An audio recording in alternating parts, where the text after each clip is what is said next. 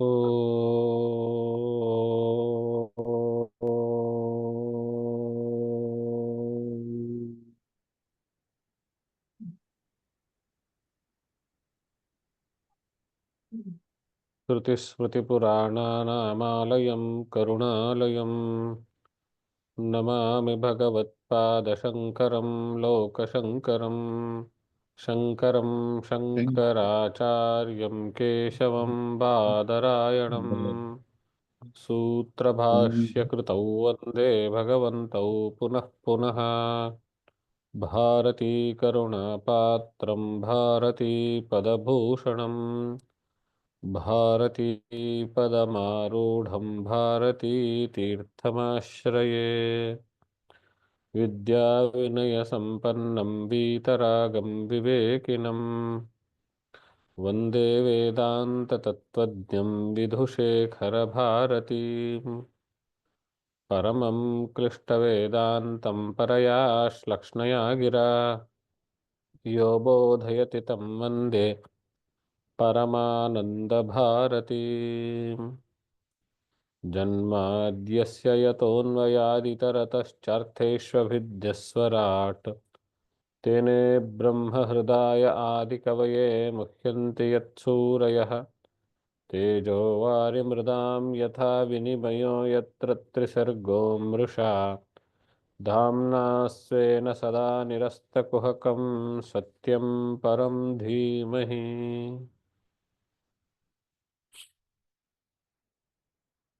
ಜಿಜ್ಞಾಸುಗಳೇ, ಶ್ರೀಮದ್ ಭಾಗವತ ಮಹಾಪುರಾಣದ ಮೊದಲನೇ ಸ್ಕಂದದಲ್ಲಿದ್ದೇವೆ. ನಾವು 9 ಅಧ್ಯಾಯಗಳನ್ನು ಮುಗಿಸಿದ್ವಿ.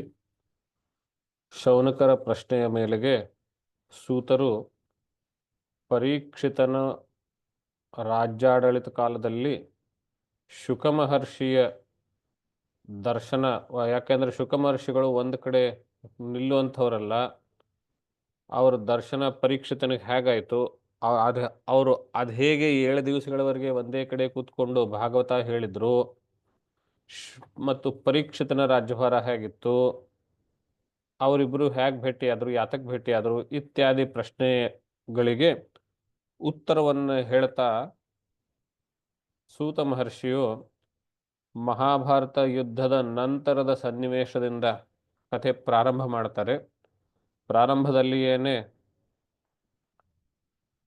ಅಭಿಮನ್ಯುವಿನ ಮಡದಿಯ ಗರ್ಭದಲ್ಲಿರುವಂತಹ ಮುಂದೆ ಹುಟ್ಟಲಿರುವ ಪರೀಕ್ಷಿತ ರಾಜನ ಸಂರಕ್ಷಣೆ ಮಾಡುವಂತಹ ಕಾರ್ಯ ಅಶ್ವತ್ಥಾಮನ ಬ್ರಹ್ಮಾಸ್ತ್ರದಿಂದ, ಅಲ್ಲಿಂದ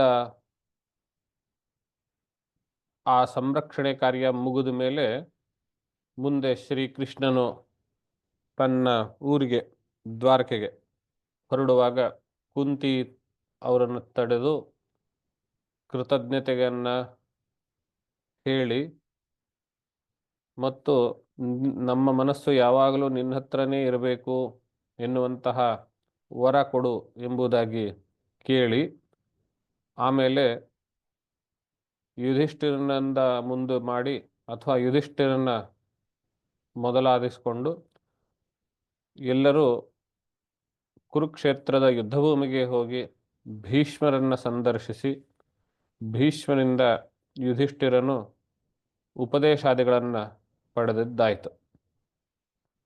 ಅಲ್ಲಿವರೆಗೆ 9ನೇ ಅಧ್ಯಾಯದಲ್ಲಿ ನೋಡಿದ್ವಿ.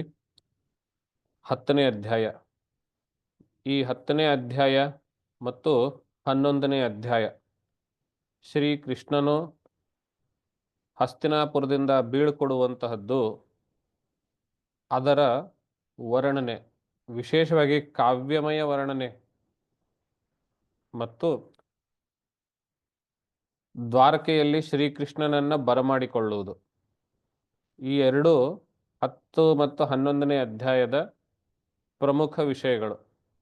ಇಲ್ಲಿ ಕಾವ್ಯರೂಪದ ವರ್ಣನೆಗಳೇ ಹೆಚ್ಚು, ತತ್ವಚಿಂತನೆಯ ವಿಷಯ ಕಡಿಮೆ, ಮತ್ತು ಕಥಾನಕ ದೃಷ್ಟಿಯಿಂದಲೂ ವಿಷಯ ಕಡಿಮೆ. ವರ್ಣನಾತ್ಮಕವಾಗಿರುವಂತಹ, ಕಾವ್ಯಾತ್ಮಕವಾಗಿರುವಂತಹ ವಿಷಯಗಳೇ ಹೆಚ್ಚು. ಆದ್ದರಿಂದ ನಾನು ಈ ಅಧ್ಯಾಯಗಳಲ್ಲಿ ಎಲ್ಲ ಶ್ಲೋಕಗಳನ್ನು ನೋಡ್ತಾ ನೋಡ್ತಾ ಹೋದರೆ ನಾವು ಭಾಗವತ ಪುರಾಣ ಓದ್ತಾ ಇದ್ದೀವೋ ಅಥವಾ ಕಾಳಿದಾಸನ ಅಭಿಜ್ಞಾನ ಶಾಕುಂತಲಂ ಥರ ಇರುವಂತಹ ಇನ್ನೊಂದ್ಯಾವುದೋ ಕಾವ್ಯ ವಾಚನ ಮಾಡ್ತಾ ಇದ್ದೀವೋ ಎನ್ನುವಂತಹ ಭಾವನೆ ತಮ್ಮೆಲ್ಲರ ಮನಸ್ಸಿನಲ್ಲಿ ಬರಬಹುದು, ಅಥವಾ ಯಾವುದೇ ಓದುಗನ ಮನಸ್ಸಿನಲ್ಲಿ ಬರಲಿಕ್ಕುಂಟು. ಆದ್ದರಿಂದ ತತ್ವಜಿಜ್ಞಾಸುಗಳಾಗಿ, ಅಂದರೆ ತತ್ವವನ್ನೇ ಹುಡುಕಿಕೊಂಡು ಹೊರಟಿರುವಂತಹ ನಾವು ಕಾವ್ಯಾತ್ಮಕ ವರ್ಣನೆಗಳನ್ನು ಉಪೇಕ್ಷಿಸಿ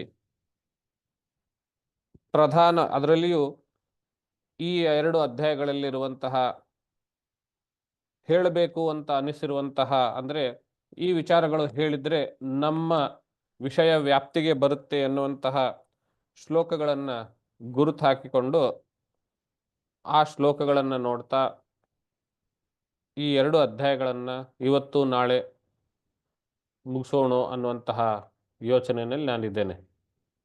ಅಂದರೆ ಕಾವ್ಯಾತ್ಮಕ ವರ್ಣನೆ ಇದ್ದಲ್ಲೆಲ್ಲ ಇನ್ನು ಮುಂದೆ ನಾನು ಸ್ಕಿಪ್ ಮಾಡ್ತಾ ಹೋಗ್ತೇನೆ.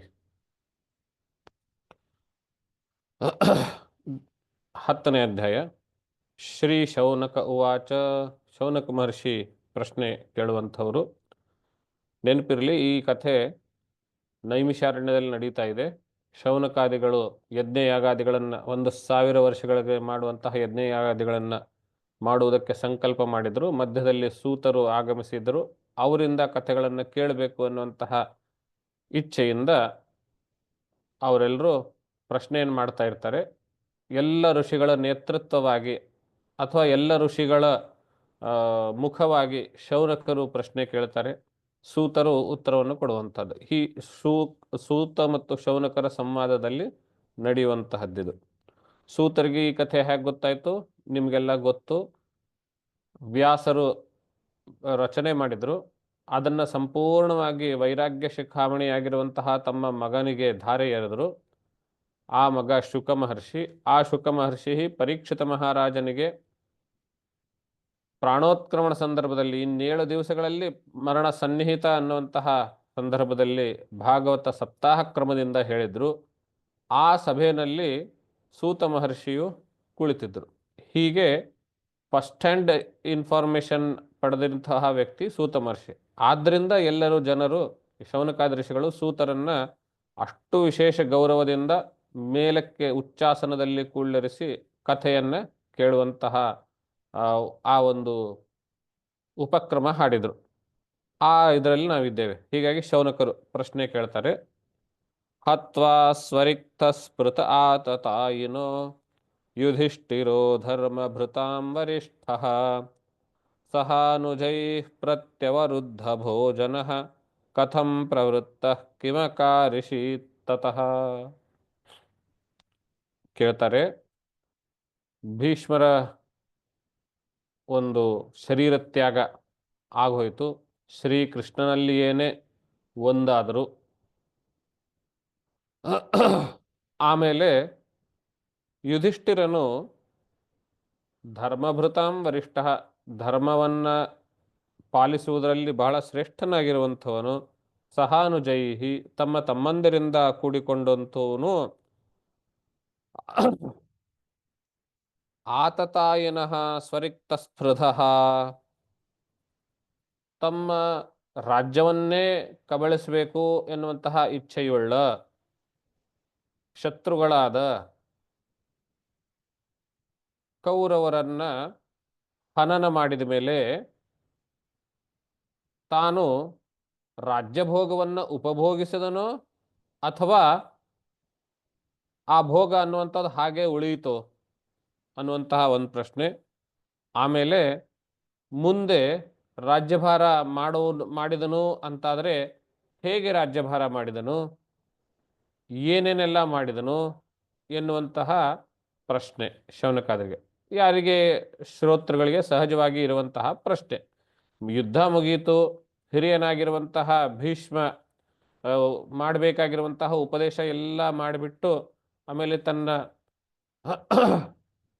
ಸ್ವ ಇಚ್ಛೆಯಿಂದ ಯಾವ ದಿವಸ ಗುರುತು ಮಾಡಿದನೋ ಆ ದಿವಸ ಪ್ರಾಪ್ತವಾಗಿ ಶರೀರ ಬಿಟ್ಟು ಶ್ರೀಕೃಷ್ಣನಲ್ಲಿ ಒಂದಾದನು.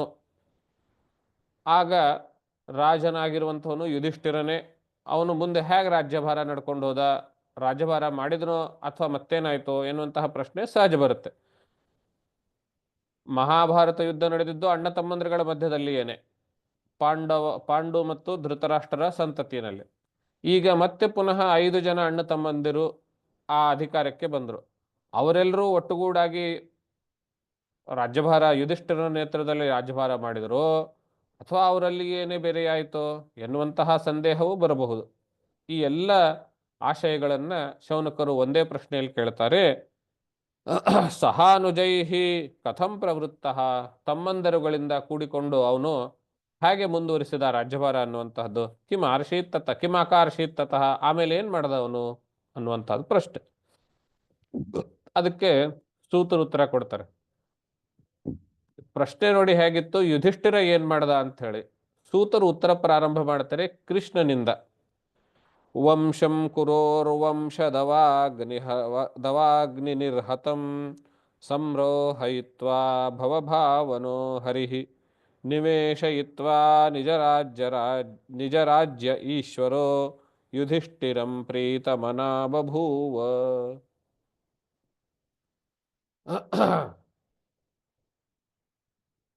ಈ ಶ್ಲೋಕದಲ್ಲಿ ಏನು ಹೇಳ್ತಾರೆ ಅಂದ್ರೆ, ಕಾಡಿನಲ್ಲಿರುವಂತಹ ಯಾವುದೇ 2 ಮರಗಳು ಅಥವಾ ಒಂದೇ ಮರದ 2 ಟೊಂಗೆಗಳು ಪರಸ್ಪರ ಘರ್ಷಿಸಿದಾಗ ಜ್ವಾಲೆ ಹುಟ್ಕೊಂಡು ಇಡೀ ಕಾಡನ್ನೇ ಸುಟ್ಟಾಕುತ್ತೆ. ಈ ಕುರುವಂಶದಲ್ಲಿಯೂ ನಡೆದಿರುವಂತಹದ್ದು ಅದೇ, ಇಡೀ ವಂಶವನ್ನೇ ಸುಟ್ಟಾಕುತ್ತೆ. ಇಲ್ಲಿ ವಂಶ ಎನ್ನುವಂತಹ ಪದಕ್ಕೆ ವಿಶೇಷ 2 ಅರ್ಥ. ವಂಶ ಅಂದ್ರೆ ಬಿದಿರು ಅನ್ನೋದು ಒಂದರ್ಥ, ವಂಶ ಅಂದ್ರೆ ಕುಲ ಅಂತ ಇನ್ನೊಂದರ್ಥ. ದಾವಾಗ್ನಿಯಲ್ಲಿ ಕಾಡ್ಗಿಚ್ಚಿನಲ್ಲಿ ವಂಶ ಸುಟ್ಟು ಹೋಗುವಂತಹದ್ದು, ಬಿದಿರು ಸುಟ್ಟು ಹೋಗುವಂತಹದ್ದು. ಹಾಗೇನೆ ಗ್ರಹ ಕಲಹ ಎನ್ನುವಂತಹ ಅಗ್ನಿನಲ್ಲಿ ಇಡೀ ವಂಶವೇ ನಿರ್ವಂಶವಾಗುವಂತಹದ್ದು. ಅವೆರಡು ಉಪಮೆ ಸರಿಯಾಗಿ ಹೊಂದುತ್ತದೆ. ಆದರೂ ಶ್ರೀಕೃಷ್ಣ ಇರುವುದರಿಂದ, ಶ್ರೀಕೃಷ್ಣನ ಪರಮಾಶೀರ್ವಾದ ಇರುವುದರಿಂದ ಆ ವಂಶದ ಕುಡಿಯಾಗಿರುವಂತಹ ಪರೀಕ್ಷಿತನು ರಕ್ಷಿಸಲ್ಪಟ್ಟನು ಎನ್ನುವಂತಹ ಮಾತನ್ನು ಹೇಳ್ತಾನೆ. ಹಾಗೆ ಹೇಳುವುದರ ಮೂಲಕ ಶ್ರೀಕೃಷ್ಣನು ಅವನ ಪರಿಪೂರ್ಣ ಆಶೀರ್ವಾದವನ್ನ ಯುಧಿಷ್ಠಿರನ ರಾಜ್ಯಾಡಳಿತದ ಮೇಲೆ ಇಟ್ಟಿದ್ದನು ಎನ್ನುವಂತಹ ಮಾತನ್ನ ಸೂಚ್ಯವಾಗಿ ಸೂತರು ಇಲ್ಲಿ ಹೇಳ್ತಾರೆ. ಇದರರ್ಥ ಪ್ರಶ್ನೆ ಏನು ಕೇಳಿದ್ನು, ಯುಧಿಷ್ಠಿರ ರಾಜ್ಯಭಾರ ಹೇಗೆ ಮಾಡ್ದ ಅಂತ. ಉತ್ತರ ಏನಿತ್ತು, ಶ್ರೀಕೃಷ್ಣನ ಆಶೀರ್ವಾದ ಯುಧಿಷ್ಠಿರನ ಮೇಲಿತ್ತು ಅಂತ ಉತ್ತರ. ಮೇಲ್ನೋಟಕ್ಕೆ 2 ಸಂಬಂಧ ಇಲ್ಲ ಅಂತಾದ್ರೂ ಸೂಕ್ಷ್ಮಗ್ರಾಹಿಗಳಾದವರಿಗೆ ಗೊತ್ತಾಗುತ್ತೆ, ಕೃಷ್ಣನ ಆಶೀರ್ವಾದ ಯುಧಿಷ್ಠಿರನ ಮೇಲಿದ್ದಾಗ ಅವನ ರಾಜ್ಯಾಡಳಿತ ಅತ್ಯಂತ ಧರ್ಮವಿಹಿತವೇ ಆಗಿರುತ್ತದೆ, ಸುಸೂತ್ರವೇ ಆಗಿರುತ್ತದೆ ಎನ್ನುವಂತಹದ್ದು ಇಂಗಿತಾರ್ಥ. ಅದನ್ನು ಬಾದರಾಯಣರು, ವ್ಯಾಸರು ಅವನ ರಾಜ್ಯಾಡಳಿತ ಹೇಗಿತ್ತು ಅಂತ, ಅವನು ಯುಧಿಷ್ಠಿರನ ಅದನ್ನ ಮಾಡ್ದ ಇದನ್ನ ಮಾಡ್ದ ಅಂತ ಹೇಳಿ ನೇರವಾಗಿ ಹೇಳದೇನೆ, ಫಲಾನುಮೇಯಾಹ ಕಾರ್ಯಾಹ ಅಂತ ಹೇಳಿ ಕಾಳಿದಾಸ ಅಂತ ಹೇಳ್ತಾನೆ ರಘುವಂಶದಲ್ಲಿ.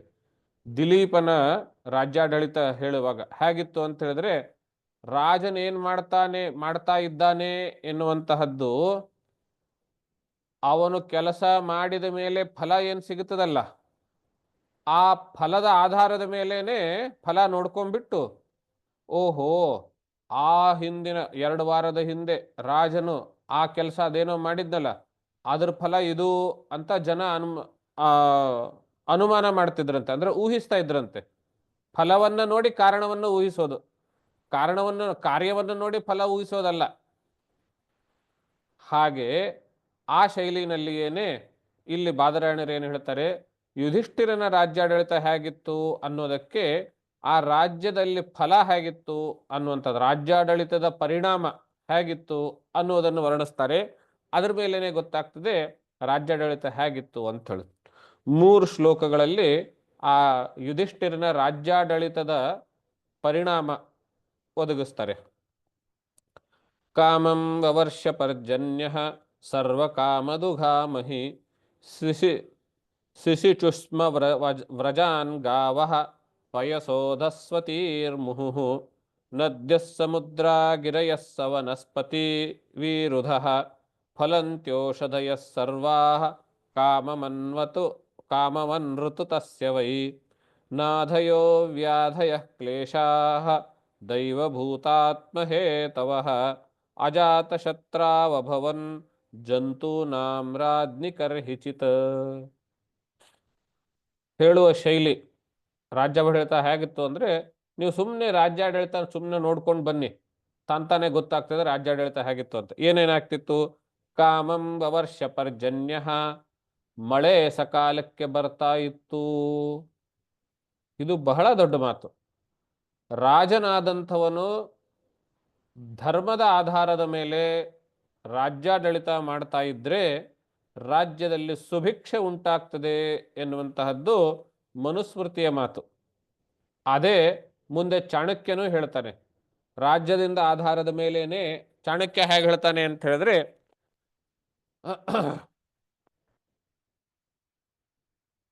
ಸುಖದ ಮೂಲ ಯಾವುದು ಅಂತ ಪ್ರಶ್ನೆ ಹುಡುಕೊಂಡು ಶುರು ಮಾಡ್ತಾನೆ. ಸುಖಸ್ಯ ಮೂಲಂ ಧರ್ಮ, ಸುಖದ ಮೂಲ ಧರ್ಮ. ಧರ್ಮದ ಮೂಲ ಯಾವುದು? ಧರ್ಮಸ್ಯ ಮೂಲಂ ಅರ್ಥ, ದುಡ್ಡು. ಅರ್ಥದ ಮೂಲ ಯಾವುದು? ಅರ್ಥಸ್ಯ ಮೂಲಂ ರಾಜ್ಯಂ, ರಾಜ್ಯ, ಸ್ಟೇಟ್. ಇದು ಅರ್ಥದ ಮೂಲ, ಸಂಪತ್ತಿನ ಮೂಲ. ಅಂದರೆ ಸ್ಟೇಟ್ ಚೆನ್ನಾಗಿದ್ರೆ ಆ ಸ್ಟೇಟಲ್ಲಿ ಸಂಪತ್ತು, ರಾಜ್ಯ ಚೆನ್ನಾಗಿದ್ರೆ, ದೇಶ ಚೆನ್ನಾಗಿದ್ರೆ ಆ ದೇಶದಲ್ಲಿ ಸಂಪತ್ತು ಅನ್ನುವಂತಹದ್ದು ಉತ್ಪತ್ತಿ ಆಗುತ್ತದೆ ಅನ್ನುವಂಥದ್ದು. ನಾವು ಇವತ್ತಿನ ಭಾಷೆಯಲ್ಲಿ ಯಾವ ದೇಶದಲ್ಲಿ ಲಾ ಆ್ಯಂಡ್ ಆರ್ಡರ್ ಚೆನ್ನಾಗಿರ್ತದೆ ಅಲ್ಲಿ ಇನ್ವೆಸ್ಟ್ಮೆಂಟ್ ಹೆಚ್ಚಿಗೆ ಬರುತ್ತೆ ಅಂತ, FDI ಹೆಚ್ಚಿಗೆ ಬರುತ್ತೆ ಅಂತ ನಾವು ಇವತ್ತಿನ ಏನು ಸಿದ್ಧಸೂತ್ರ ಹೇಳ್ತೀವಿ, ಇದನ್ನು ಚಾಣಕ್ಯ ಆಗಲೇ ಅರ್ಥಶಾಸ್ತ್ರದಲ್ಲಿ ಆಗಲೇ ಹೇಳಿದ್ದಾನೆ. ಅರ್ಥಸ್ಯ ಮೂಲಂ ರಾಜ್ಯಂ ಅಂತ. ಸಂಪತ್ತು ಉತ್ಪಾದನೆ ಆಗಬೇಕಾಗಿತ್ತು ಅಂತಂದ್ರೆ ರಾಜ್ಯ ಸುಶಾಸನದಲ್ಲಿರಬೇಕು ಅಂತ ಹೇಳಿ. ರಾಜ್ಯ ಸುಶಾಸನದಲ್ಲಿರ್ಬೇಕಾದ್ರೆ ಏನ್ ಮಾಡಬೇಕು? ರಾಜ್ಯಸ್ಯ ಮೂಲಂ ರಾಜ ಅಂತ. ರಾಜ್ಯದ ಮೂಲ ಯಾವುದು ಅಂತ ಹೇಳಿದ್ರೆ ರಾಜ ಅಂತ ಹೇಳಿ. ಅಂದ್ರೆ ರಾಜನು ಧರ್ಮ ಮಾರ್ಗನಾಗಿದ್ರೆ, ಧರ್ಮ ಮಾರ್ಗಿಯಾಗಿದ್ರೆ, ಧರ್ಮ ಮಾರ್ಗದಲ್ಲಿ ಶಾಸನ ನಡೆಸ್ತಾ ಇದ್ರೆ ಆ ರಾಜ್ಯ ಸಂಪದ್ಭರಿತವಾಗಿರುತ್ತದೆ ಅಂತ ಚಾಣಕ್ಯ ಹೇಳ್ತಾನೆ. ಮನುಸ್ಮೃತಿಯಲ್ಲಿ ಹೇಳ್ತದೆ, ರಾಜ್ಯನು ಧರ್ಮ ಮಾರ್ಗದಲ್ಲಿ ಆಡಳಿತ ಮಾಡುವುದಾದರೆ ರಾಜ್ಯ ಸುಭಿಕ್ಷವಾಗ್ತದೆ ವಾಗಿರುತ್ತದೆ ಅಂತ ಹೇಳ್ತಾನೆ. ಇಲ್ಲಿ ಭಾಗವತದಲ್ಲಿ ಹೇಳ್ತಾ ಇದ್ದಾರೆ, ಕಾಮಂ ವವರ್ಷ ಪರ್ಜನ್ಯ, ಮಳೆ ಸಕಾಲಕ್ಕೆ ಬರುತ್ತೆ. ಸರ್ವ ಕಾಮಧುಗಾ ಮಹಿ, ಮಹಿ ಅಂದ್ರೆ ಭೂಮಿ ಎಲ್ಲ ಬೆಳೆಗಳನ್ನು ಬೆಳೆದು ಕೊಡ್ತಾ ಇತ್ತಂತೆ. ನೋಡಿ,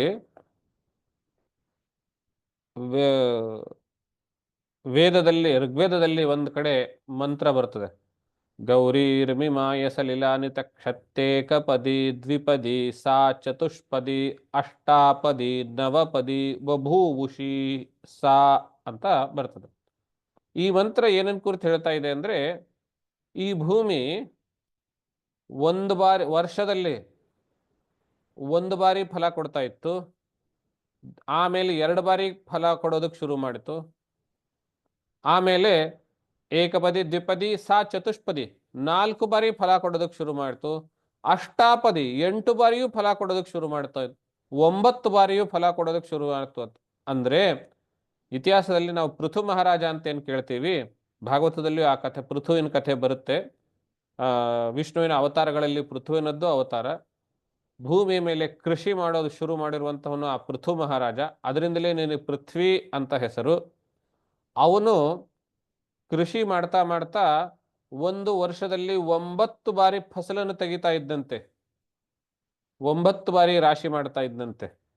ಅಂತಹ ಸಾಮರ್ಥ್ಯ ಉಳ್ಳದ್ದು ಅಂತ. ಹಾಗೆ ಆ ಭೂಮಿ ಅಷ್ಟು ಫಲವತಿ ಆಗಬೇಕು ಅಂತ ಹೇಳಿದ್ರೆ ರಾಜನಾದಂಥವನು ಅಷ್ಟು ಧಾರ್ಮಿಕನಾಗಿರ್ಬೇಕು ಅಂತ. ಅದಕ್ಕೆ ನಾವು ಸರಳವಾಗಿ ಹೇಳ್ತೀವಿ, ಊರಲ್ಲಿ ಹಳ್ಳಿ ಜನರಲ್ಲೆಲ್ಲ ಮಾತು ಹೇಳ್ತೀವಲ್ಲ, ಎಲ್ಲ ಆರಾಮಿದ್ದೀರೇನ್ರಿ ಅಂತ ಹೇಳಿದ್ರೆ, ಹಾ ಮಳೆ ಬೆಳೆ ಕಾಲಕ್ಕೆ ಬರ್ತಾ ಇದೆ ಅಂತ ಹೇಳ್ತೀವಿ. ಅಂದ್ರೆ ರಾಜ್ಯ ಸುಭಿಕ್ಷವಾಗಿರುವಂತಹದ್ದು, ಧಾರ್ಮಿಕ ಮಾರ್ಗದಲ್ಲಿರುವಂತಹದ್ದರ ಲಕ್ಷಣ ಯಾವುದು ಅಂತ ಹೇಳಿದ್ರೆ ಮಳೆ ಬೆಳೆ ಸಕಾಲಕ್ಕೆ ಬಂದ್ರೆ, ಸಕಾಲಕ್ಕೆ ಮಳೆ ಬಂದ್ರೆ ಚೆನ್ನಾಗಿ ಬೆಳೆ ಬರುತ್ತೆ ಅಂತ. ಆ ಎರಡು ಮಾತುಗಳನ್ನು ಮೊದಲನೇ ಸಾಲಲ್ಲಿ ಹೇಳ್ತಾರೆ. ಆಮೇಲೆ ಎರಡನೇ ಸಾಲು ಮೂರನೇ ಸಾಲಲ್ಲಿ, ಮೂರನೇ ನಾಲ್ಕನೇ ಸಾಲಲ್ಲಿ ಗೋವುಗಳು, ಗಾವಹ ಹಾಲು ಕೊಡೋದು. ಎಷ್ಟು ಬಾರಿ ಹಾಲು ಕೊಡ್ತವೆ ಹಸುಗಳು? ಬೆಳಿಗ್ಗೆ ಒಂದು ಬಾರಿ, ಸಾಯಂಕಾಲ ಒಂದು ಬಾರಿ, ಹೌದು ತಾನೆ? ಆದರೆ ರಾಜನಾದಂಥವನು ಯುಧಿಷ್ಠಿರನು ಧರ್ಮ ಮಾರ್ಗದಿಂದ ರಾಜ್ಯಾಡಳಿತ ಮಾಡುವಾಗ ಗೋವುಗಳು ಆ ಕೆಚ್ಚಲುಗಳಲ್ಲಿ ಹಾಲನ್ನು ತುಂಬಿಕೊಂಡು ತನ್ನ ಕರುವಿಗೆ ಹೊಟ್ಟೆ ತುಂಬಿಸಿ ಯಜಮಾನನಿಗೆ ಬೇಕಾಗಿರುವಷ್ಟು ಹಾಲನ್ನೆಲ್ಲ ಕೊಟ್ಟು ಇನ್ನೂ ಹಾಲು ಸುರಿಸ್ತಾ ಇತ್ತಂತೆ. ಆ ಊರಿನಲ್ಲಿರುವಂತಹ, ನಾವು ಚಿಕ್ಕ ಚಿಕ್ಕ ನಾಲೆ ಅಂತ ಹೇಳ್ತೀವಿ, ದೊಡ್ಡಿ ಅಂತ ಹೇಳ್ತೀವಲ್ಲ, ವ್ರಜ ಅಂದ್ರೆ ಆ ದೊಡ್ಡಿಗಳು, ಚಿಕ್ಕ ಚಿಕ್ಕ ನಾಲೆಗಳನ್ನು, ಅವುಗಳಲ್ಲೆಲ್ಲ ಸುರಿಸ್ತಾ ಇದ್ವಂತೆ ಹಾಲು ಗೋವುಗಳು. ಅಂದ್ರೆ ಅಷ್ಟು ಸಂಪದ್ಭರಿಸುವಂತಹ ಗೋವುಗಳು ಹಾಗಿದ್ವಂತೆ. ಆಮೇಲೆ ಮುಂದಿನ ಶ್ಲೋಕ, ನದಿ ಸಮುದ್ರಗಳು ತುಂಬಿ ಹರಿತಾ ಇದ್ವು. ಯಾವತ್ತೂ ನದಿ ಒಡಗ್ತಾ ಇರಲಿಲ್ಲ. ಆದ್ರಿಂದ ಸಮುದ್ರವು ಕೂಡ ತುಂಬಿ, ಅದೇನು ಸಮುದ್ರ ತುಂಬಿ ಹರಿತಾ ಇತ್ತು? ಸಮುದ್ರ ಯಾವಾಗಲೂ ತುಂಬೇ ಇರ್ತದಲ್ಲ, ಎಂತ ಬರಗಾಲ ಬಂದರೂ ಸಮುದ್ರ ತುಂಬಿಯೇ ಇರ್ತದಲ್ಲ ಅಂತ ಕೇಳಿದ್ರೆ ಹಾಗಲ್ಲ, ಸಮುದ್ರ ರತ್ನಭರಿತವಾಗಿರ್ತಿತ್ತು ಅಂತ. ಅಂದ್ರೆ ನದಿಯ ನೀರು ಎಷ್ಟು ಪ್ರಮಾಣದಲ್ಲಿ ಸಮುದ್ರಕ್ಕೆ ಸೇರಬೇಕೋ ಅಷ್ಟು ಪ್ರಮಾಣದಲ್ಲಿ ಸೇರಿದ್ರೆ ಆವಾಗ ಸಮುದ್ರದ ಒಳಗಡೆ ಮುತ್ತು ರತ್ನಗಳು ಹೆಚ್ಚು ಸಿಗ್ತವಂತೆ. ಇದು ಖನಿಜ ಶಾಸ್ತ್ರದ ಬಲ್ಲಿ ಅಥವಾ ಭೂಗರ್ಭ ಶಾಸ್ತ್ರದಲ್ಲಿ ಹೇಳಿರುವಂತಹ ಮಾತು. ಹಾಗಾಗಿ ಸಮುದ್ರವು ತುಂಬಿರ್ತಾ ಇತ್ತು ಅಂದ್ರೆ ನೀರಿನಿಂದ ಅಲ್ಲ, ರತ್ನಗಳಿಂದ ತುಂಬಿರ್ತಾ ಇತ್ತು ಅಂತ. ಗಿರಯಸ್ಸ ವನಸ್ಪತಿ ವಿರುಧ, ಗಿರಿಗಳು ಅಂದ್ರೆ ಪರ್ವತಗಳು ವನಸ್ಪತಿಗಳಿಂದ, ಔಷಧಿ ವನಸ್ಪತಿಗಳಿಂದ ಅಂದ್ರೆ ಗಿಡ ಮರಗಳಿಂದ. ಔಷಧಿ ಮತ್ತು ವನಸ್ಪತಿಗೆ ಇರುವಂತಹ ವ್ಯತ್ಯಾಸ ಏನು ಅಂತ ಹೇಳಿದ್ರೆ, ಹೂ ಬಂದು ಆಮೇಲೆ ಫಲ ಬಂದ್ರೆ ಅದಕ್ಕೆ ವನಸ್ಪತಿ ಅಂತ ಹೆಸರು. ನೇರವಾಗಿ ಫಲ ಬಂದ್ರೆ, ಹೂ ಬರದೆ ಫಲ ಬಂದ್ರೆ ಅದಕ್ಕೆ ಔಷಧಿ, ಕ್ಷಮಿಸಿ ನಾನು ಉಲ್ಟಾ ಹೇಳಿದೆ, ಹೂ ಬಂದು ಫಲ ಬಂದ್ರೆ ಅದಕ್ಕೆ ಔಷಧಿ ಅಂತ ಹೆಸರು, ನೇರವಾಗಿ ಫಲ ಬಂದ್ರೆ ಅದಕ್ಕೆ ವನಸ್ಪತಿ ಅಂತ ಹೆಸರು. ಇವಾಗ ಅತ್ತಿ ಹಣ್ಣು ಅಂತ ಇರ್ತದೆ, ಔದುಂಬರ ವೃಕ್ಷ ಅಂತ ಹೇಳ್ತೀವಿ. ಅದರಲ್ಲಿ 12 ತಿಂಗಳು ಹಣ್ಣಿರ್ತದೆ. ನರಸಿಂಹ ಸರಸ್ವತಿಗಳು ಆ ವೃಕ್ಷದಲ್ಲಿ ವಾಸವಾಗಿರ್ತಾರೆ ಅನ್ನುವಂತಹ ಒಂದು ವರ ಇದೆ. ಮತ್ತು ಭಗವಾನ್ ವಿಷ್ಣು ನರಸಿಂಹಾವತಾರದಲ್ಲಿದ್ದಾಗ ಆ ಹಿರಣ್ಯಕಶಿಪುವಿನ ಕರಳನ್ನು ಬಗೆದಿರುವಂತಹ ಉಗುರುಗಳು, ಆ ಆವೇಶ ಇನ್ನೂ ಹೋಗದೇ ಇದ್ದಾಗ ಉಗುರುಗಳೇ ಹೊತ್ತಿ ಉರಿಯಲು ಶುರುವಾದಾಗ ಅವುಗಳನ್ನು ತಣ್ಣಗಾಗಿಸಲು ಈ ವೃಕ್ಷದ ಹಣ್ಣಿನಲ್ಲಿ ಅವನು ಕೈ ಎದ್ದಿದ್ದ, ಉಗುರುಗಳನ್ನು ಎದ್ದಿದ್ದ ಅಂತ ಒಂದು ಕಥೆ ಬರ್ತದೆ ಬೇರೆ ಪುರಾಣದಲ್ಲಿ. ಭಾಗವತದಲ್ಲಿ ಆ ಭಾಗ ಇಲ್ಲ. ಅಂತಹ ಆ ಹತ್ತಿ ಹಣ್ಣು, ಔದುಂಬರ ಫಲ, ಅದಕ್ಕೆ ಹೂ ಇರೋದಿಲ್ಲ, ನೇರವಾಗಿ ಹಣ್ಣಾಗ್ತದೆ, ಅದು ವನಸ್ಪತಿ ಅಂತ ಕರೆಸ್ಕೊಳ್ತದೆ. ಪರ್ವತಗಳು ಔಷಧಿ ಮತ್ತು ವನಸ್ಪತಿಗಳಿಂದ ತುಂಬಿ ತುಳುಕ್ತಾ ಇದ್ದುವು ಅನ್ನುವಂತಹದ್ದು. ಮತ್ತು ಕಾಮವನ್ ಋತುತಸ್ಯವೈ, ಆಯಾ ಋತುಕಾಲಗಳಲ್ಲಿ ಯಾವ್ಯಾವ ಹಣ್ಣುಗಳು ಬರಬೇಕೋ ಆಯಾ ಋತುಗಳಲ್ಲಿ ಸರಿಯಾದ ಸಮಯಕ್ಕೆ ಹಣ್ಣುಗಳು ಬರ್ತಾ ಇತ್ತು ಅಂತ ಹೇಳ್ತಾರೆ. ಹಾಗೇನೆ ನಾಧಯೋ ವ್ಯಾಧಯೋ ಕ್ಲೇಶಾಹ, ಜನರ ಮನಸ್ಸಿನಲ್ಲಿ ಆದಿವ್ಯಾಧಿಗಳು ಅಂತ ಇರಲಿಲ್ಲ. ಆದಿ ಅಂದ್ರೆ ಏನು? ಶರೀರಕ್ಕೆ ಬಂದಿರುವಂತಹ ಬೇನೆ, ಅದಕ್ಕೆ ಆದಿ ಅಂತ ಹೆಸರು. ವ್ಯಾಧಿ ಅಂದ್ರೆ ಮನಸ್ಸಿಗೆ ಬಂದಿರುವಂತಹ ಬೇನೆ. ಅವೆರಡು ಯಾವ ಮನುಷ್ಯನಿಗೂ, ಯಾವ ಪ್ರಜೆಗೂ ಶಾರೀರಿಕ ರೋಗವೂ ಇರಲಿಲ್ಲ, ಮಾನಸಿಕ ವೇದನೆಯೂ ಇರಲಿಲ್ಲ. ಆ ರೀತಿ ರಾಜ್ಯಾಡಳಿತ ನಡೀತಿತ್ತು. ಜೊತೆಗೆ ಶರೀರ ಕ್ಲೇಶ, ಮಾನಸಿಕ ಕ್ಲೇಶ ಅಷ್ಟೇ ಅಲ್ಲ, ದೈವ ಭೂತಾತ್ಮಹೇತವಃ, ದೈವ ಪ್ರಕೋಪವಾಗಲಿ ಯಾವುದೂ ಇರಲಿಲ್ಲ ಇತ್ಯಾದಿ. ನಾವು ತಾಪತ್ರಯಗಳು ಅಂತ ಹೇಳ್ತೀವಲ್ಲ, ಆದಿ ಭೌತಿಕ, ಆಧ್ಯಾತ್ಮಿಕ, ಆದಿ ದೈವಿಕ ಅಂತೇಳಿ. ಆದಿ ದೈವಿಕ ಪ್ರಕೋಪಗಳು ಇರಲಿಲ್ಲ, ಆದಿ ಭೌತಿಕ ಪ್ರಕೋಪಗಳು ಇರಲಿಲ್ಲ. ಈ ಭೂಕಂಪ, ಸುನಾಮಿ ಇತ್ಯಾದಿಗಳು ಆದಿ ಭೌತಿಕ, ದೈವಿಕ ಇತ್ಯಾದಿಗಳು, ಈ ಸಾಂಕ್ರಾಮಿಕ ರೋಗಗಳು ಹರಡೋದು ಇತ್ಯಾದಿಗಳು. ಹೀಗಾಗಿ ಈ ರೀತಿ ರಾಜ್ಯಭಾರ ನಡೆಸುತ್ತಾ ಇರುವಂತವನು ಅಜಾತಶತ್ರಾವಭವನ್.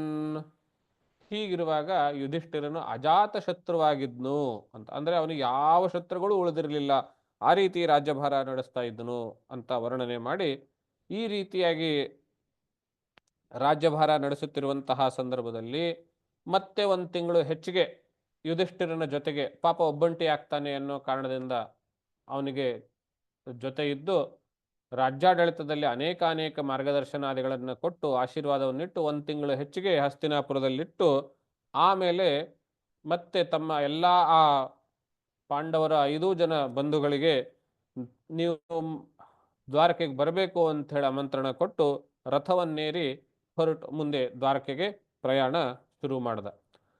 ಆವಾಗ ಅವನು ಹಿಂದೆ ಅರಮನೆಯಿಂದ ನಗರದ ಸೀಮೆವರೆಗೂ ಅವನಿಗೆ ಹಿಂಬಾಲಿಸಿಕೊಂಡು ಬಂದಂಥವರು ಅವನ ಪ್ರೀತಿ ಪಾತ್ರರು. ಅದರಲ್ಲಿ ಕೆಲವರು ಜನ ಹೆಸರನ್ನು ಇಲ್ಲಿ ಉಲ್ಲೇಖಿಸ್ತಾರೆ. ಸುಭದ್ರಾ, ದ್ರೌಪದಿ, ಕುಂತಿ, ವಿರಾಟ ತನಯ ತಥಾ ಗಾಂಧಾರಿ, ಧೃತರಾಷ್ಟ್ರಶ್ಚ ಯುಯುತ್ಸುರ್ ಗೌತಮೋ ಯಮೋ ವೃಕೋದರಶ್ಚ ಧೌಮ್ಯಶ್ಚ ಸ್ತ್ರಿಯೋ ಮತ್ಸಸುತಾದಯಃ ನಸೇಹಿರೇ ವಿಮುಹ್ಯಂತೆ ವಿರಹಂ ಶಾರ್ಗಧನ್ವನಃ. ಶಾರಂಗಧನ್ವನಾಗಿರುವಂತಹ ಆ ಕೃಷ್ಣನ ವಿರಹವನ್ನು ತಾಳಲಾರದೆ ಅವರು ಅವನನ್ನು ಹಿಂಬಾಲಿಸಿಕೊಂಡು ಸೀಮೆಯುದ್ಧಕ್ಕೂ, ನಗರ ಸೀಮೆಯುದ್ಧಕ್ಕೂ ಬಂದಿದ್ರು ಅಂತ ಹೇಳಿ. ಯಾರ್ಯಾರು? ಸುಭದ್ರಾ ಅರ್ಜುನನ ಮಡದಿ, ದ್ರೌಪದಿ ಅರ್ಜುನನ ಮಡದಿ, ಕುಂತಿ ವಿರಾಟ ತನಯ ಉತ್ತರೆ ಅಭಿಮನ್ಯುವಿನ ಮಡದಿ, ಗಾಂಧಾರಿ ಧೃತರಾಷ್ಟ್ರ ಮತ್ತು ಗೌತಮಿಯ ಮಗನಾಗಿರುವಂತಹ ಕೃಪಾಚಾರ್ಯ, ಯುಯುತ್ಸುಹು ಅಂದರೆ ಅವರು, ಆಮೇಲೆ ಯಮೌ ಅವಳಿ ಜವಳಿಗಳಾಗಿರುವಂತಹ ನಕುಲ ಸಹದೇವರುಗಳು, ವೃಕೋದರಶ್ಚ ಭೀಮ, ಧೌಮ್ಯಶ್ಚ ಧೌಮ್ಯ ಎನ್ನುವಂತಹ ಋಷಿ, ಮತ್ಸ್ಯಸುತ ಅಂತ ಹೇಳಿದ್ರೆ ಬಾದರಾಯಣರ ತಾಯಿಯಾದಂತಹ ಸತ್ಯವತಿ. ಆ ಸತ್ಯವತಿ ದೇವಿಯು ಅಲ್ಲಿ ಶಂತನುವಿನ ಮಡದಿ ಆಗಿರುವುದರಿಂದ ಅವಳು ಕುರುಕುಲಕ್ಕೇನೆ ಸಂಬಂಧಪಟ್ಟವಳಾಗಿ ಶ್ರೀಕೃಷ್ಣನ ವಿರಹ ಅಂದರೆ ಅವನು ಊರು ಹೊರಡುವಾಗ ಇಂಥ ಮಹಾನ್ ಘೋರ ಯುದ್ಧ ಮುಗಿದ ಮೇಲೆ ಪಾಪ ಅವಳು ಇವರ ಭೇಟಿಗಾಗಿ ಬಂದಿರ್ತಾಳೆ, ಸ್ವಲ್ಪ ದಿವಸ ಅಲ್ಲೇ ಇದ್ಲು ಅಂತ ನಾವು ಭಾವಿಸಿ, ಈ ಶ್ರೀಕೃಷ್ಣನ ತನ್ನ ಊರಿಗೆ ಹೊರಟಾಗ ಅವಳು ಕೂಡ ಅವರನ್ನು ಹಿಂಬಾಲಿಸಿ ಬಂದಿದ್ಲು ಅನ್ನೋದನ್ನು ನಾವಿಲ್ಲಿ ಗಮನಿಸಬೇಕು. ಹೀಗೆ ಅವನ ದುಃಖವನ್ನು, ಅವನ ವಿರಹ ದುಃಖವನ್ನು ತಾಳದೆ ಇವರಷ್ಟೇ ಅಲ್ಲ, ಅವನು ಯಾವ ರಸ್ತೆಯಲ್ಲಿ ಹೋಗ್ತಾ ಇದ್ದಾನೋ ಆ ರಸ್ತೆಯ ಎಡಪಲಗಳಲ್ಲಿ ಇರುವಂತಹ ಕಟ್ಟಡಗಳ ಮೇಲೆ ಆ ಹೆಂಗಳೆಯರು ಬಂದು ಶ್ರೀಕೃಷ್ಣ ಮತ್ತೆ ಈ ಊರಿಗೆ ಹೋಗ್ತಾ ಇದ್ದಾನೆ ಅಂದರೆ ಮತ್ತೆ ಅವನ ದರ್ಶನ ಸಿಗೋದಿಲ್ಲ, ಇವಾಗಲೇ ಅವನನ್ನು ಕಣ್ತುಂಬಿಸ್ಕೊಳ್ಳೋಣ ಎನ್ನುವಂತಹ ದೃಷ್ಟಿಯಿಂದ ಪ್ರತಿಯೊಬ್ಬರು ಮನೆ ಒಳಗಡೆ ಇರದೇನೆ ರಸ್ತೆ ಮೇಲೆ ಬಂದು, ಕೆಲವರು ಮಾಳಿಗೆಯನ್ನ ಮೇಲೆ ಏರಿ, ಕೆಲವರು ಕಿಟಕಿಯಿಂದ ಶ್ರೀಕೃಷ್ಣನ ದರ್ಶನವನ್ನು ಮಾಡ್ತಾ ಇದ್ರು, ಇನ್ನು ಕೆಲವರು ಭೇರಿ, ಮೃದಂಗ, ನಗಾರಿ ಇತ್ಯಾದಿಗಳನ್ನ ವಾದ್ಯವನ್ನು ಮಾಡ್ತಾ ಇದ್ರು, ಇನ್ನು ಕೆಲವರು ಮೇಲ್ಗಡೆಯಿಂದ ಪುಷ್ಪವೃಷ್ಟಿ ಮಾಡ್ತಾ ಇದ್ರು. ಹೀಗೆ ಯಾರ್ಯಾರಿಗೆ ಹೇಗೆ ಭಾವನೆ ಬರುತ್ತೋ ಹಾಗೆ ಅವರು ಶ್ರೀಕೃಷ್ಣನನ್ನ ಕಣ್ತುಂಬಿಸ್ಕೊಳ್ತಾ ಇದ್ರು. ಆ ಸಂದರ್ಭದಲ್ಲಿ ಅವನನ್ನ ಕರೆದುಕೊಂಡು ಹೋಗಲು ಆ ಕಡೆಯಿಂದ ಬಂದಿರುವಂಥವ್ರು ಅಂದರೆ ದ್ವಾರಕೆಯಿಂದ ಬಂದಿರುವಂಥವ್ರು ಉದ್ಧವ ಮತ್ತು ಸಾತ್ಯಕಿ, ಅವರು ಈ ರಥವನ್ನು ನಡೆಸ್ತಾ ಇದ್ರು, ಇವರು ಹಿಂದೆ ಕುಳಿತುಕೊಂಡು ಹೋಗ್ತಾ ಇದ್ರು. ಆ ಸಂದರ್ಭದಲ್ಲಿ ಒಂದು ತತ್ವಕ್ಕೆ ಹತ್ತಿರವಾಗಿರುವಂತಹ ಒಂದು ಶ್ಲೋಕ ಬರ್ತದೆ.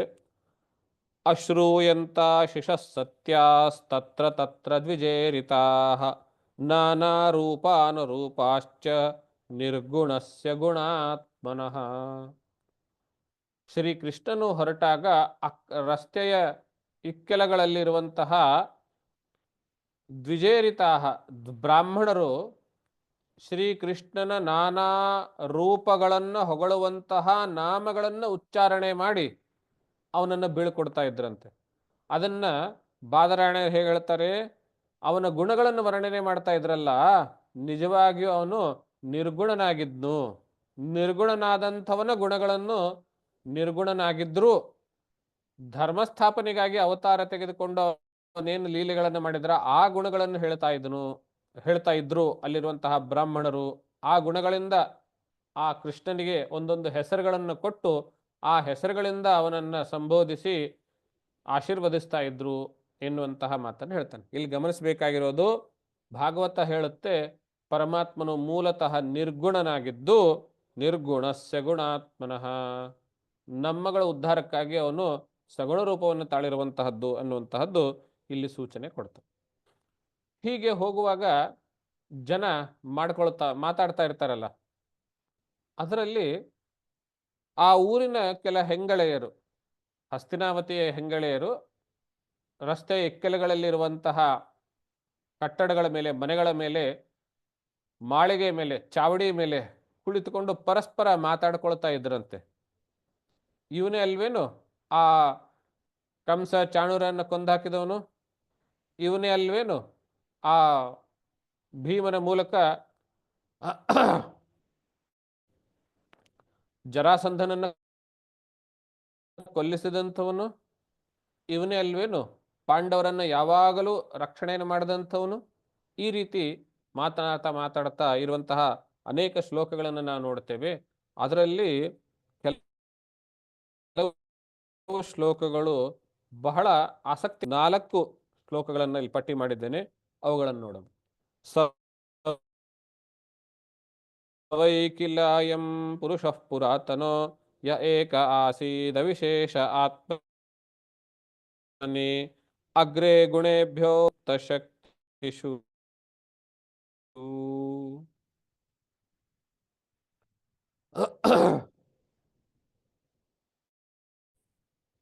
ಇವನೇ ಅಲ್ವೇ ಆ ಮನುಷ್ಯ?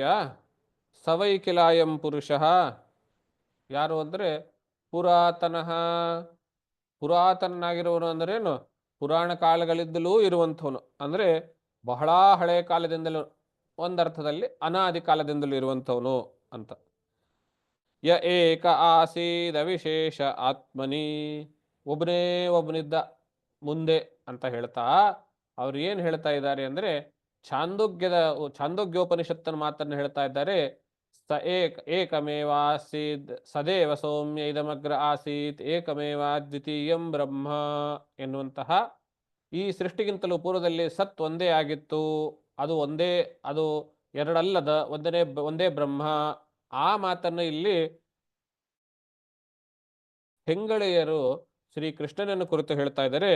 ಆಸೀದ ವಿಶೇಷ ಆತ್ಮನಿ ಅಗ್ರೆ ಗುಣೇಭ್ಯೋ ಜಗದಾತ್ಮನೀಶ್ವರಿ. ಗುಣೇಭ್ಯೋ ಅಗ್ರೆ, ಗುಣ ಅಂದ್ರೆ ತ್ರಿಗುಣಗಳು, ಸತ್ವ ರಜಸ್ತಮೋ ಗುಣಗಳು. ಆ ಗುಣಗಳು ಹುಟ್ಟುವುದಕ್ಕಿಂತಲೂ ಪೂರ್ವದಲ್ಲಿ ಒಬ್ಬನೇ ಆಗಿದ್ದ. ಗುಣಗಳಲ್ಲಿ ಈಶ್ವರನಲ್ಲಿ. ನಿಮಗೆ ಗೊತ್ತು, ಸೃಷ್ಟಿ ಆಗಬೇಕಾದ್ರೆ ಮೊದಲು ನಿರ್ಗುಣನಾಗಿರುವಂತಹ ಪರಬ್ರಹ್ಮ, ಆಮೇಲೆ ಅದರಿಂದ ತ್ರಿಗುಣಾತ್ಮಕವಾಗಿರುವಂತಹ ಮಾಯೆ, ಆ ಮಾಯೆಯಲ್ಲಿ ಪರಬ್ರಹ್ಮದ ಪ್ರತಿಬಿಂಬ ಬಿದ್ದಾಗ ಅದಕ್ಕೆ ಈಶ್ವರ ಅಂತ ಹೆಸರು. ಹಾಗಾಗಿ ಮಾಯೆಯನ್ನು ವಶದಲ್ಲಿ ಇಟ್ಟುಕೊಂಡಿರುವಂಥವನಿಗೆ ಅವನಿಗೆ ಮಾಯಿ ಅಂತಲೂ ಅವನಿಗೆ ಹೆಸರು. ಆ ಈಶ್ವರನಲ್ಲಿ ಗುಣಗಳು, ತ್ರಿಗುಣಾತ್ಮಕ ಸತ್ವರಜಸ್ತಮೋ ಗುಣಗಳು. ಆ ಒಂದೊಂದು ಗುಣದಿಂದ, ಸತ್ವಗುಣದಿಂದ ವಿಷ್ಣುಮೂರ್ತಿ, ರಜೋಗುಣದಿಂದ ಬ್ರಹ್ಮಮೂರ್ತಿ, ತಮೋ ಗುಣದಿಂದ ರುದ್ರಮೂರ್ತಿ. ಈ ಕ್ರಮ ಅನ್ನುವಂಥದ್ದು ನಿಮಗೆ ಗೊತ್ತಿದೆ. ಇಲ್ಲಿ ಈ ಶ್ಲೋಕದಲ್ಲಿ ಗುಣೇಭ್ಯೋ ಅಗ್ರೆ, ತ್ರಿಗುಣಗಳಿಗಿಂತಲೂ ಪೂರ್ವದಲ್ಲಿರುವಂಥವನು ಅಂತ, ನಿರ್ಗುಣ ಪರಬ್ರಹ್ಮವನ್ನೇ ಇವನಲ್ವೇನೋ ಅಂತ ಮಾತಾಡ್ತಾ ಇದ್ದಾರೆ. ಯಾರು? ಹೆಂಗಳೆಯರು. ಅಂದ್ರೆ ನಾವು ಯೋಚನೆ ಮಾಡಬಹುದು, ಆ ಕಾಲದ ಜನಸಾಮಾನ್ಯರಲ್ಲಿ ಅದೆಷ್ಟು ಆಧ್ಯಾತ್ಮಿಕ ಆಳಜ್ಞಾನ, ವೇದಾಂತದ ಆಳಜ್ಞಾನ ಅವರಲ್ಲಿ ಉರಿತ್ತು ಅನ್ನೋದನ್ನು ನಾವಿಲ್ಲಿ ನೋಡಬಹುದು. ಮುಂದಿನ ಶ್ಲೋಕ. ಸ ಏವ ಭೂಯೋ ನಿಜ ವೀರ್ಯ ಚೋದಿತಾಂ ಸ್ವಜೀವ ಮಾಯಾಂ ಪ್ರಕೃತಿಂ ಸಿಸೃಕ್ಷತೀಂ ಅನಾತ್ಮರೂಪಾತ್ಮನಿರಾಪರೂಪನಾಮನಿ ವಿಧಿತ್ ಸಮಾನೋ ಅನುಸಸಾರ ಶಾಸ್ತ್ರಕೃತ. ಅವನೇ ಅಲ್ವೇ ಈ ಎಲ್ಲ ಜಗತ್ತನ್ನು ಸೃಷ್ಟಿ ಮಾಡೋದಕ್ಕೋಸ್ಕರವಾಗಿ ತಿಸೃಕ್ಷತೀಂ, ಸೃಷ್ಟಿ ಮಾಡಬೇಕು ಎನ್ನುವಂತಹ ಇಚ್ಛೆಯಿಂದ ಸ್ವಜೀವ ಮಾಯಾಂ ಪ್ರಕೃತಿಂ, ತನ್ನ ಒಳಗಡೆ ಇರುವಂತಹ ಮಾಯೆ ಎಂಬ ಪ್ರಕೃತಿಯನ್ನ ನಿಜವೀರ್ಯ ಚೋದಿತಾಂ, ತನ್ನ ಒಂದು ಸಂಕಲ್ಪ ಮಾತ್ರದಿಂದಲೇನೆ ಹೊರಹಾಕಿ ಆ ಮಾಯೆಯ ಮೂಲಕ ಅನಾತ್ಮರೂಪ ಅನಾಮರೂಪಾತ್ಮನಿ, ನಾಮರೂಪಗಳು ಇಲ್ಲದೆ ಇರುವಂತಹ ಅಂದ್ರೆ ಅವ್ಯಕ್ತವಾಗಿ, ನಾಮರೂಪಗಳು ಅವ್ಯಕ್ತವಾಗಿರುವಂತಹ ತನ್ನಲ್ಲಿಂದ ಜೀವ ಮಾಯಾಂ, ಜೀವನ ರೂಪದಲ್ಲಿ ಹೊರಗಡೆ ಹಾಕಿ ಅಂದ್ರೆ ಅಭಿವ್ಯಕ್ತಗೊಳಿಸಿ ರೂಪನಾಮ ನಿಮಿಧಿತ್ ಸಮಾನಃ, ಒಂದೊಂದಕ್ಕೊಂದೊಂದು ರೂಪ ಒಂದೊಂದಕ್ಕೊಂದೊಂದು ನಾಮ ಕೊಟ್ಟನಲ್ಲ, ಇವನೇ ಅಲ್ವೇನೋ ಅವನು ಅಂತ ಕೇಳ್ತಾ ಇದೆ. ಈ ಮಾತನ್ನ ಶಂಕರ ಭಗವತ್ಪಾದರು ತೈತ್ತರೀಯ ಉಪನಿಷತ್ತಿನ ಮಂತ್ರಕ್ಕೆ ಭಾಷ್ಯ ಬರೆಯುವಾಗ ಹೇಳ್ತಾರೆ. ಇಲ್ಲಿ ಹೇಳಿರುವ ಮಾತನ್ನೇ ಅವ್ರು ಹೇಳೋದು ಶಂಕರ ಭಗವತ್ಪಾದರು. ಏನು ಹೇಳ್ತಾರೆ? ತೈತ್ತರೀಯ ಉಪನಿಷತ್ತಿನಲ್ಲಿ ಏನು ಬರುತ್ತೆ? ಬಹುಸ್ಯಾಂ ಪ್ರಜಾಯೇತಿ ಎನ್ನುವಂತಹ ಮಂತ್ರ, ನಾನು ಬಹಳವಾಗ್ತೇನೆ ಎನ್ನುವಂತಹ ಸಂಕಲ್ಪ ಆ ಭಗವಂತನಿಗೆ ಬಂತಂತೆ. ಆವಾಗ ಬಹುವಾಗೋದು ಅಂದ್ರೆ ಏನು ಅಂದ್ರೆ, ಸಾಧಾರಣವಾಗಿ ನಾವೇನು ತಿಳ್ಕೊಳ್ತೀವಿ? ಬಹಳ ಆಗೋದು ಅಂದ್ರೆ ಒಂದು, ಅದಕ್ಕೆ ಇನ್ನೊಂದು ಸೇರಿಸ್ಬಿಟ್ಟು 2, ಅದಕ್ಕೆ ಇನ್ನೊಂದು ಸೇರಿಸ್ಬಿಟ್ಟು 3, ಆಮೇಲೆ ಅದಕ್ಕೆ ಇನ್ನೊಂದು 10 ಸೇರಿಸ್ಬಿಟ್ಟು 13, ಹೀಗೆಲ್ಲ ಮಾಡ್ಕೊಂಡು ಸೇರಿಸಿ ಆಮೇಲೆ ಬಹುವಾದ ಅಂತಾದ್ರೆ ಹೀಗ ಬಹುವಾಗೋದು ಅಂತ ಕೇಳಿದ್ರೆ ಭಗವತ್ಪಾದರು ಹೇಳ್ತಾರೆ ಹಾಗಲ್ಲ. ಯಾಕೆ ಅಂದ್ರೆ, ನೀವು ಒಂದು ಆಮೇಲೆ ಇನ್ನೊಂದು ಸೇರಿಸಿ ಅಂತ ಹೇಳಿದ್ರೆ ಇನ್ನೊಂದು ಸೇರಿಸೋದಕ್ಕೆ ಇನ್ನೊಂದು ಇರಬೇಕಲ್ಲ, ಇರೋದೇ ಒಬ್ಬನೇ ಭಗವಂತ, ಇನ್ನೊಂದೆಲ್ಲಿಂದ ಬರುತ್ತೆ ಸೇರಿಸೋದಕ್ಕೆ? ಏಕಮೇವ ದ್ವಿತೀಯಂ ಬ್ರಹ್ಮ. ಆದ್ರಿಂದ ಒಂದಕ್ಕೊಂದು ಸೇರಿಸಿ ಬಹುವಾದ ಅಂತ ಅರ್ಥ ಮಾಡಬಾರ್ದು. ಮತ್ತೆ ಹೇಗೆ ಬಹುವಾಗುದ ಅಂದ್ರೆ ಭಗವತ್ಪಾದರು ಹೇಗೆ ಹೇಳ್ತಾರೆ? ಅವ್ಯಾಕೃತ ನಾಮರೂಪಾಣ ಆತ್ಮನ್ಯವಸ್ಥಾನ್ ಅವ್ಯಾಕೃತ ನಾಮರೂಪಾಣ ವ್ಯಕ್ತೀಕರಣಂ ಬ್ರಹ್ಮಣೋ ಬಹುಭವನ್. ಈಗಾಗಲೇ ತನ್ನಲ್ಲಿ ಅಡಗಿರುವಂತಹ ಅವ್ಯಾಕೃತವಾದ ನಾಮರೂಪಗಳು ಅಂದ್ರೆ ಅವ್ಯಕ್ತವಾದ ನಾಮರೂಪಗಳನ್ನು ವ್ಯಕ್ತಗೊಳಿಸುವುದೇ, ಅಭಿವ್ಯಕ್ತಗೊಳಿಸುವುದೇ, ಎಕ್ಸ್ಪ್ರೆಸ್ ಮಾಡುವುದೇ ಭಗವಂತನ ಬಹುವಾಗುವಿಕೆ ಅಂತ ಹೇಳಿದರು.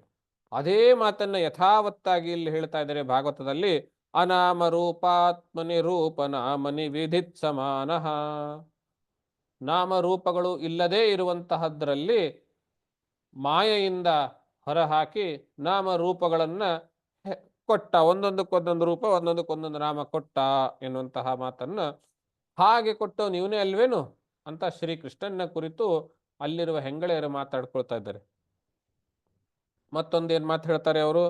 ಸವಾ ಅಯಂ ಸಖ್ಯನುಗೀತ ಸತ್ಕಥೋ ವೇದೇಶು ಗುಹ್ಯೇಶು ಚ ಗುಹ್ಯವಾದಿಭಿಃ ಯ ಏಕ ಈಶೋ ಜಗದಾತ್ಮಲೀಲಯ ಸೃಜತ್ಯವತ್ಯತ್ತಿನ ತತ್ರ ಸಜ್ಜತೆ.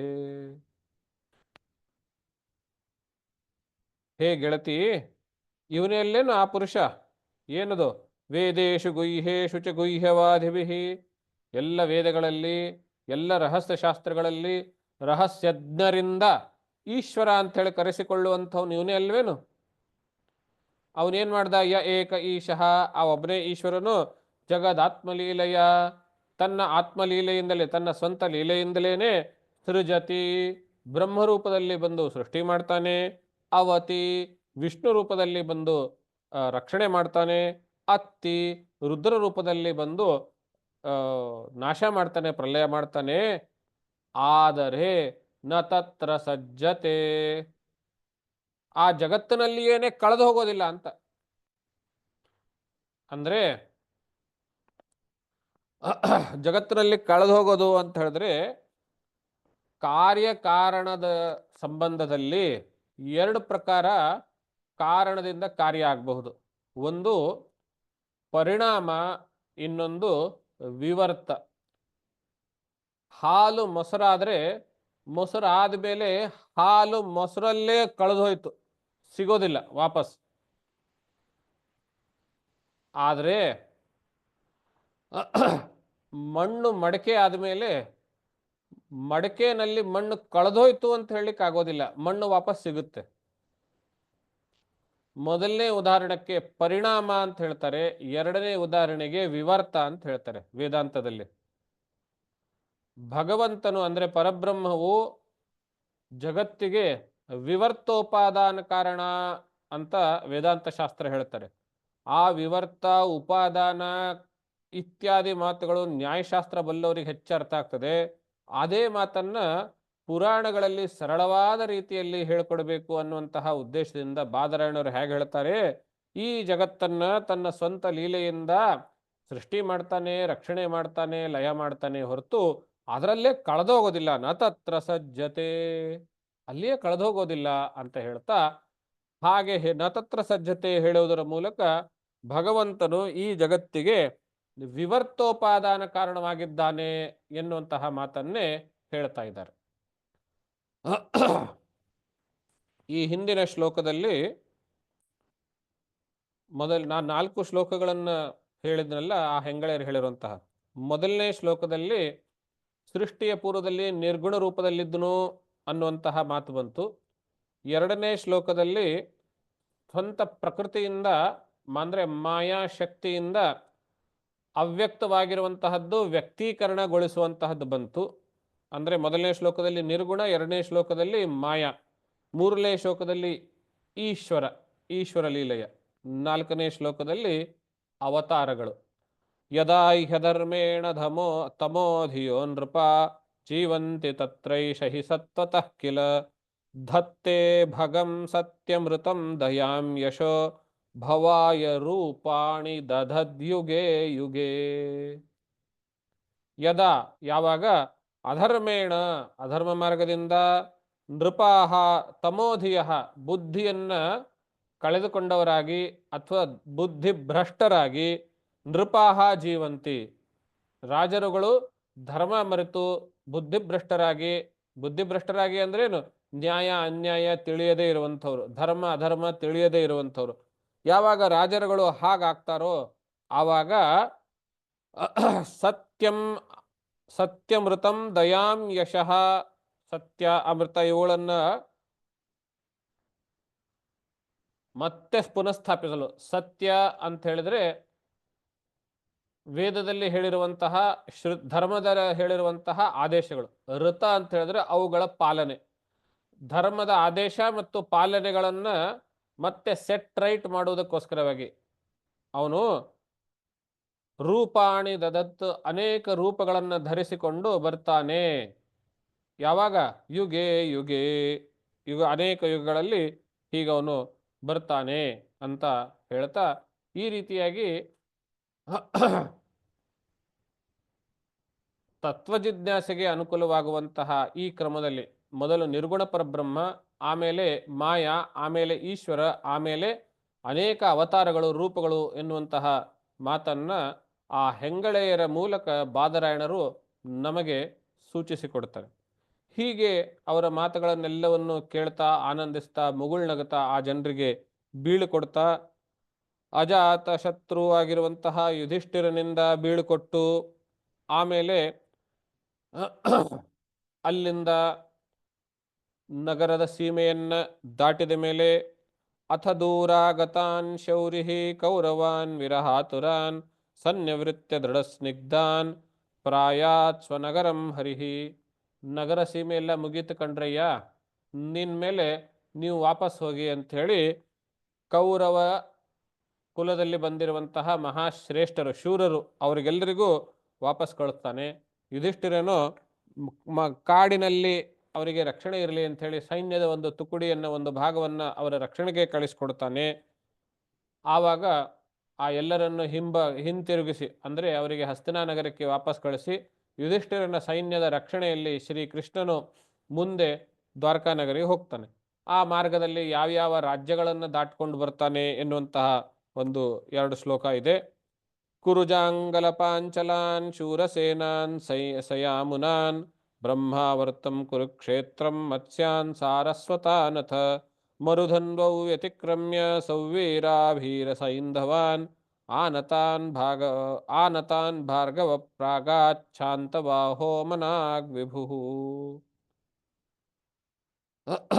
ಯಾವ್ಯಾವ ಕುರು ಅಂದರೆ ಈಗ ಅವರಿರುವಂತಹ ಹಸ್ತಿನಾಪತಿ ಅದು ಕುರು ರಾಜ್ಯವೇ ಆಗಿತ್ತು. ಆ ರಾಜ್ಯ ದಾಟಿ ಜಾಂಗಲ ಎನ್ನುವಂತಹ ರಾಜ್ಯ, ಪಾಂಚಾಲ ದ್ರೌಪದಿಯ ತವರುಮನೆ, ಶೂರಸೇನ, ಯಾಮುನ, ಬ್ರಹ್ಮಾವರ್ತ, ಕುರುಕ್ಷೇತ್ರ ಯುದ್ಧ ಆಗಿರುವಂತಹ ಕ್ಷೇತ್ರ, ಮತ್ಸ್ಯ, ಸಾರಸ್ವತ ಎನ್ನುವಂತಹ ದೇಶಗಳನ್ನು ದಾಟಿ ಸೌವೀರ, ಅಭೀರ, ಸೈಂಧವ ಎನ್ನುವಂತಹ ಪುಟ್ಟ ಪುಟ್ಟ ರಾಜ್ಯಗಳನ್ನು ದಾಟಿಕೊಂಡು ಆ ಮಧ್ಯದಲ್ಲಿ ಅಲ್ಲಲ್ಲಿ ಕೆರೆಗಳಲ್ಲಿ, ಸರೋವರಗಳಲ್ಲಿ ಮಿಂದು ಕುದುರೆಗಳಿಗೆ ನೀರಡಿಕೆ ಇತ್ಯಾದಿಗಳಾದಾಗ ಅವಳಿಗೆ ವಿಶ್ರಾಂತಿ ಕೊಟ್ಟು ನೀರುಣಿಸಿ ಆಮೇಲೆ ಮುಂದೆ ಪ್ರಯಾಣ ಮಾಡಿಸ್ಕೊಂಡು ಕಾಲದಲ್ಲಿ ರಥದಿಂದ ಕೆಳಕ್ಕಿಳಿದು ಜಲಾಶಯಗಳಿಗೆ ಹೋಗಿ ಸಂಧ್ಯಾ ವಂದನೆ ಇತ್ಯಾದಿಗಳನ್ನು ನಿರ್ವಹಿಸುತ್ತಾ ಶ್ರೀಕೃಷ್ಣನು ದ್ವಾರಕಾ ನಗರವನ್ನು ಪ್ರವೇಶ ಮಾಡ್ದ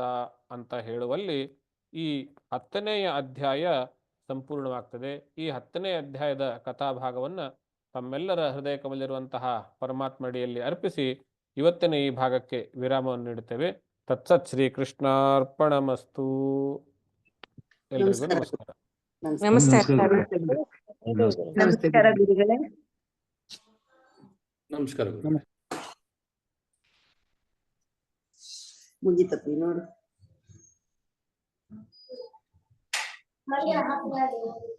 ಇವಾಗಲೇ ಹೋಗೋಣ ನಡಿ.